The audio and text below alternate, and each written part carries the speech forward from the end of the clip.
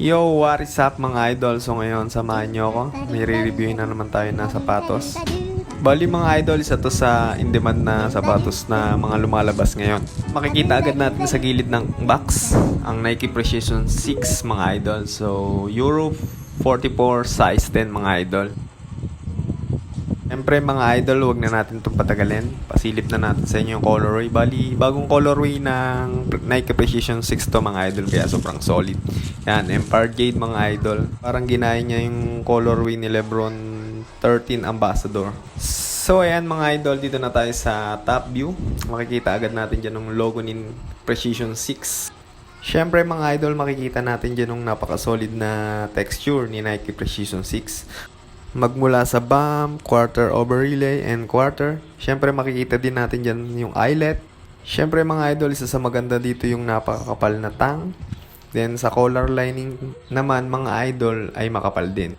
Kaya nakakasigurado kung comfortable ito gamitin mga idol. Hindi tayo na magdududa na masakit sa paa o magkakapaltos tayo. Siyempre mga idol, dito naman tayo sa side ng sapatos. Bubungad agad sa atin mga idol yung napakalaking swoosh na color gold. Then siyempre yung white sa midsole, yung color mint sa collar. Siyempre pagdating sa harap mga idol, makikita naman natin yung tip, then yung outsole tip. At sa kabilang side naman mga idol, yan, walang masyadong details na ginamit si Nike Precision 6.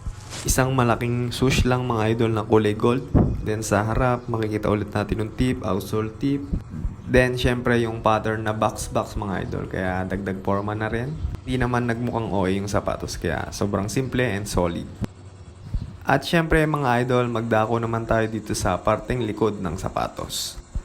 Makikita agad natin dyan yung midsole, yung paxing, then syempre yung box pattern.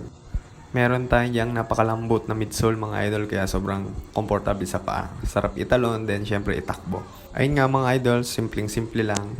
Then syempre check natin yung ilalim niya mga idol para naman sa kapit ng sapatos. Meron tayo dyan mga idol na makikitang maliit na Nike swoosh. Then syempre yung W pattern na napaka-solid, kaya sobrang kapit niyan mga idol at iingay.